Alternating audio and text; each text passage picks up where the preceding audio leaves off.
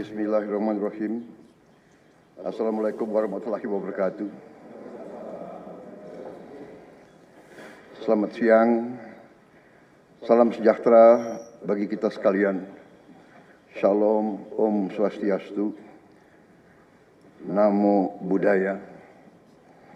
Salam kebajikan. Rahayu-rahayu.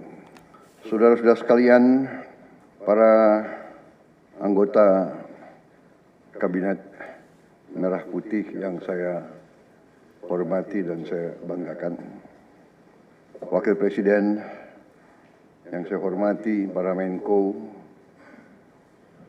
Ketua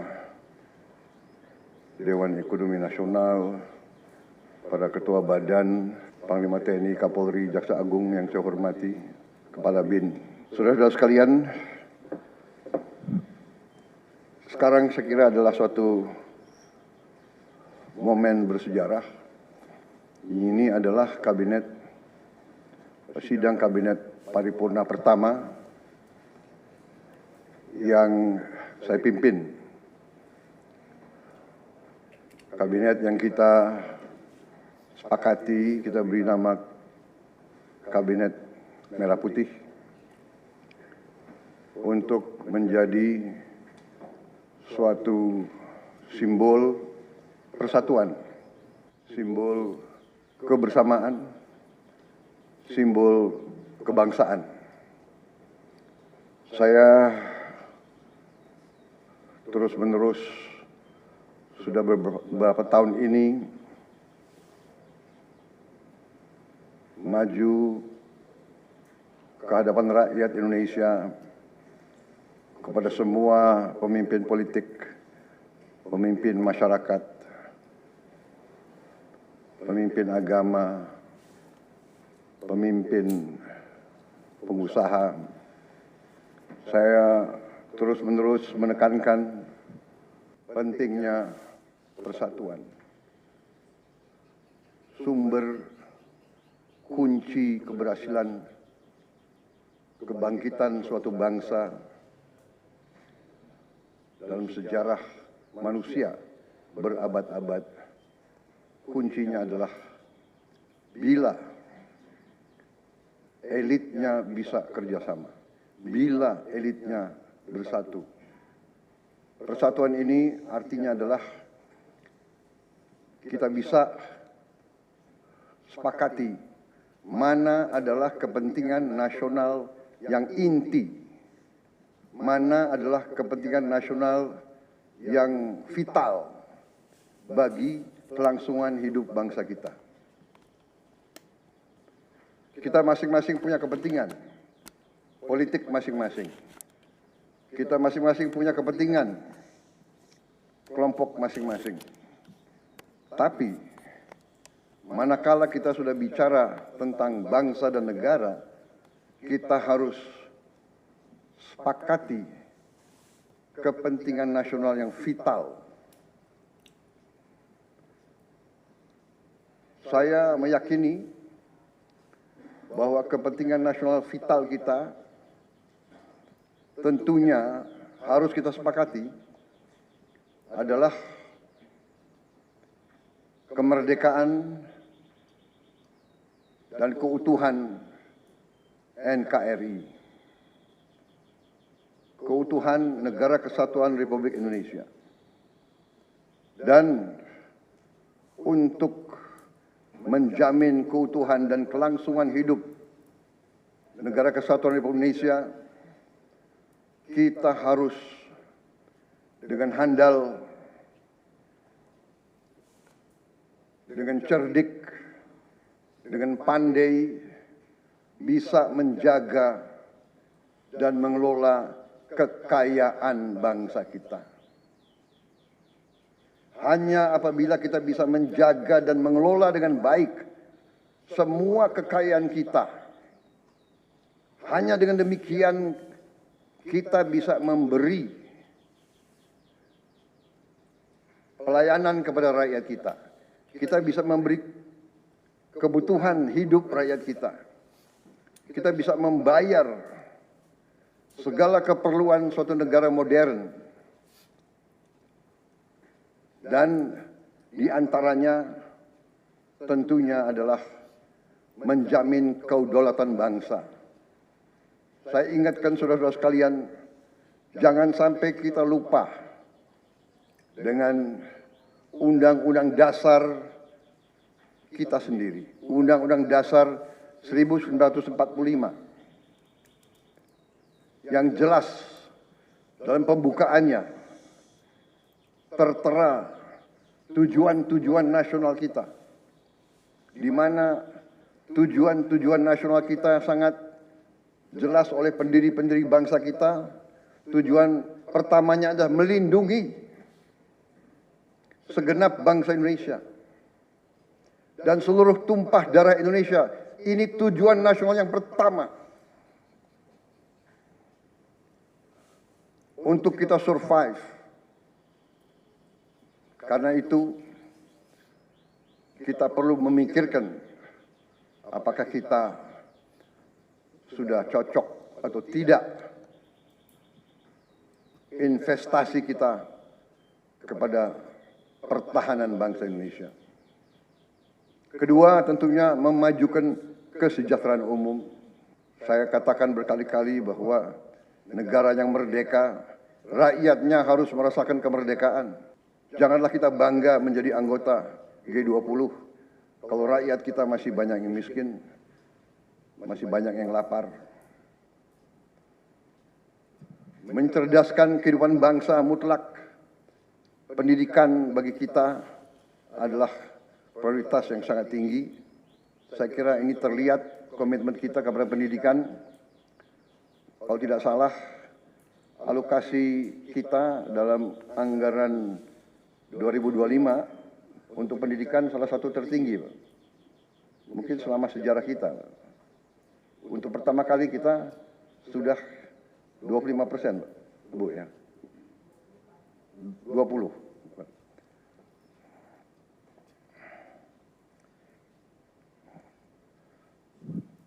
Jadi masalah pendidikan sangat utama. Ya, tentunya tujuan nasional keempat kita juga hadir dalam pergolakan ataupun interaksi dunia, di mana kita harus selalu membela kemerdekaan bangsa-bangsa. Dan karena itu, mau tidak mau Indonesia harus kuat. Saudara-saudara sekalian, dalam hal ini semua, ada beberapa penekanan dari saya. Saya paham bahwa kita baru dilantik, saya saja baru 3 hari. Saudara-saudara baru 2 hari dilantik. Dan saudara-saudara, saya persilahkan secepat mungkin, terutama bagi menteri-menteri yang baru, silahkan konsolidasi sendiri, mengatur sendiri secepat mungkin administrasi saudara dan tim saudara di kementerian dan badan masing-masing. Penyusunan tim sangat penting. Tim yang baik, tim yang bisa kerjasama akan memudahkan kita mencapai target-target yang kita tentukan. Saudara-saudara, saya sangat mengutamakan kerjasama sebagai tim. Untuk itu, dalam waktu dekat, saya akan mengajak saudara-saudara ke Magelang, di mana kita akan melaksanakan beberapa hari menambah pembekalan. Kemudian kita akan adakan koordinasi di tempat di Magelang, Jawa Tengah, di kawasan Akademi Militer. Hal itu saya nilai akan membawa banyak manfaat, karena sesungguhnya lahirnya Republik kita memang proklamasi di Jakarta, tetapi ujian proklamasi berada di daerah-daerah di mana pejuang-pejuang kita melaksanakan perebutan kemerdekaan secara fisik. Dan daerah Magelang merupakan suatu sentra perlawanan kita terhadap penjajah. Mulai ratusan tahun dikenal sebagai daerah perjuangannya Pangeran Diponegoro. Di antara 5 gunung, itu saya kira cukup membawa suatu aura tradisi keberanian, tradisi heroisme, tradisi cinta tanah air. Saudara-saudara sekalian, jumlah anggota kabinet kita sebanyak 48 menteri. Juga ada badan-badan yang sangat strategis. Ini memang lebih banyak dari pemerintah sebelumnya. Jumlah ini saya sadari memang bisa dianggap tergolong besar. Tapi memang bangsa kita bangsa yang besar. Kita tidak dapat pungkiri bahwa kita negara keempat terbesar di dunia dari jumlah penduduk. Dari luas wilayah, kita luasnya sama dengan Eropa Barat. Di mana Eropa itu terdiri dari 27 negara. Kita satu negara. Mengelola Eropa itu membutuhkan 27 menteri keuangan, 27 menteri pertahanan, 27 menteri dalam negeri. Saudara-saudara, kita seluas Eropa. Saudara-saudara sekalian, kita juga memilih sistem politik demokratis. Kalau kita negara otoriter, mungkin kita cukup menjalankan semua dengan jumlah penduduk yang sedikit. Jadi saudara-saudara, ini tidak masalah. Yang penting kita bekerja dengan efisien. Yang penting kita tidak bekerja dengan seenaknya. Saya minta Menteri Keuangan, saya minta semua Menko, saya minta semua menteri telusuri lagi alokasi APBN. Pelajari lagi DIPA, pelajari lagi. Saya minta detail. Kegiatan-kegiatan yang terlalu seremonial, terlalu banyak seminar, terlalu banyak sarasehan, terlalu banyak konferensi, terlalu banyak perjalanan luar negeri, mohon dikurangi. Kita harus memberi contoh. Fokus kita adalah pembangunan ekonomi, kesejahteraan rakyat ke dalam. Jangan mengada-ada. Studi banding, belajar pramuka ke negara lain. Ya. Saya minta efisien. Saudara-saudara, kalau saudara perhatikan dalam pemerintahan yang saya bentuk, saya perkuat kepala staf kepresidenan.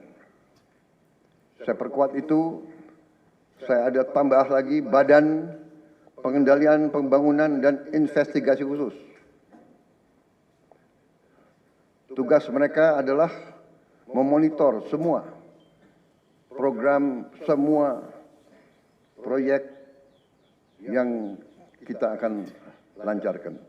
Saya juga membentuk suatu badan baru, Badan Percepatan Pengentasan Kemiskinan. Badan ini akan mempelajari, akan mengikuti semua program-program perlindungan sosial, semua program-program bantuan ke bagian golongan rakyat yang masih perlu bantuan intervensi. Bukan saya ingin mencampuri pekerjaannya kementerian-kementerian, tidak. Tapi saya ingin membantu. Di mana ada bottleneck, di mana ada kesulitan, segera kita atasi. Marilah kita jujur mengakui bahwa birokrasi di kita sangat terkenal. Sangat terkenal. Ribetnya. Sangat terkenal. Lambatnya. Bahkan ada pembicaraan oleh rakyat kita bahwa birokrasi pemerintah kita sering mempersulit, bukan mempermudah keperluan rakyat. Bahkan ada yang mengatakan kalau bisa dibikin sulit, kenapa dibikin mudah? Ya, ini saya minta menteri-menteri sekarang, mari kita lebih berani, mari kita lebih tidak ragu-ragu untuk memberi pelayanan yang terbaik kepada rakyat kita. Jangan ragu-ragu kalau saudara tidak puas dengan pejabat-pejabat di bawah Anda, laporkan, segera kita ganti. Begitu banyak orang yang mau mengabdi. Tidak ada orang di sini yang kebal, yang tidak patuh, tidak bekerja keras untuk bangsa dan negara dan rakyat. Saudara saya beri wewenang, copot segera. Suruh tinggal di rumah aja, daripada bikin susah kita. Saudara-saudara sekalian, saya kira dalam waktu dekat saudara-saudara akan segera menyiapkan program kerja saudara masing-masing. Saya beri kesempatan segera, dan sewaktu-waktu terus saya akan panggil koordinasi. Tadi pagi sebelum sidang kabinet saya sudah koordinasi sama beberapa menteri, dengan Jaksa Agung, dengan BPKP, dan besok pun kita akan lanjutkan. Ada beberapa pengarahan dari saya, Menteri Bappenas, pastikan semua program dan kegiatan di semua kementerian lembaga mempunyai kontribusi yang signifikan, terukur, dan saling bersinergi. Pelajari kembali semua proyek. Jangan ada proyek yang mercusuar. Semua ditujukan kepada yang saya sampaikan pada pidato saya di depan Majelis Permusyawaratan Rakyat pada hari pelantikan saya. Kita harus swasembada pangan. Itu prioritas dasar karena situasi global. Perang besar bisa pecah setiap saat. Kita harus jamin kemampuan kita memberi makan rakyat kita sendiri. Swasembada energi mutlak. Kita bersyukur kita punya sumber alam yang sangat besar. Kita sekarang tidak boleh ragu-ragu memanfaatkannya sebaik-baiknya. Hilirisasi kunci daripada kemakmuran. Karena itu saya minta menteri-menteri terkait, Menteri Investasi, Hilirisasi, Menteri Bappenas, Menteri ESDM, dengan beberapa menteri lain dibantu oleh tentu Menko Perekonomian dan Ketua Dewan Ekonomi Nasional, saya minta segera inventarisir proyek-proyek penting dalam program hilirisasi kita. 26 komoditas, proyek-proyek yang vital dalam 26 komoditas tersebut yang harus dihilirisasi segera dirumuskan, bikin daftar, dan kita segera untuk mencari dana sehingga kita bisa mulai hilirisasi dalam waktu yang sesingkat-singkatnya. Kemudian program makan bergizi, Kepala Badan Gizi Nasional dan semua KL untuk siapkan segera kita mulai dengan bergerak cepat, tepat sasaran, terukur, tapi jangan takut dengan kesulitan.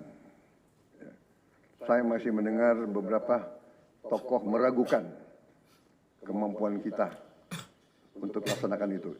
Saya tidak katakan bahwa ini bisa selesai dalam 1 minggu, 2 minggu, atau 3 bulan. Tidak ada di antara kita yang punya tongkat Nabi Sulaiman. Tapi kita bisa berhitung, kita bisa mengelola, kita bisa alokasi dana, kita bisa kerahkan sumber daya. Dan kita akan mencapai target yang kita tentukan. Saya hakul yakin, saya pertaruhkan kepemimpinan saya. Bagi saya, makan bergizi untuk anak-anak dan ibu hamil ini adalah strategik. Yang tidak mendukung hal ini, silakan keluar dari pemerintah yang saya pimpin. Kita satu tim, harus yakin semuanya. Ini bagian daripada rencana kebangkitan bangsa Indonesia. Dan sesudah itu, tentunya yang saya katakan pendidikan sangat mutlak. Saya sudah panggil Menteri Pendidikan Tinggi, Sains dan Teknologi dan Menteri Pendidikan Dasar Menengah. Kita sudah mempunyai gambaran besar bagaimana kita segera akan menyentuh semua anak-anak kita. Kita akan gunakan teknologi untuk mempercepat membawa pendidikan kepada anak-anak kita. Dan ini sesudah itu tentunya kesehatan juga penting. Demokratisasi yang paling cepat, yang paling dirasakan oleh rakyat adalah pendidikan dan kesehatan. Kalau kita bisa memberi pendidikan yang terbaik untuk anak-anak kita, kesehatan yang memadai untuk seluruh rakyat kita, itu adalah demokrasi yang sebenarnya. Saudara-saudara, Menteri Kesehatan teruskan reformasi kesehatan, atasi kekurangan dokter dan tenaga kesehatan. Kita punya program khusus, nanti kita bahas terus sendiri. Ini semua harus ditopang oleh pertahanan yang kuat, penegakan hukum yang tidak ragu-ragu. Saya minta Jaksa Agung, Kapolri, BPKP, Badan Intelijen Negara fokus ancaman yang berat bagi kita, judi online, narkoba, penyelundupan, penyelewengan, korupsi, kebocoran. Hanya dengan penegakan hukum yang tegas dan intelligence yang baik, bukti-bukti yang kuat, bisa kita segera mitigasi hal ini semua.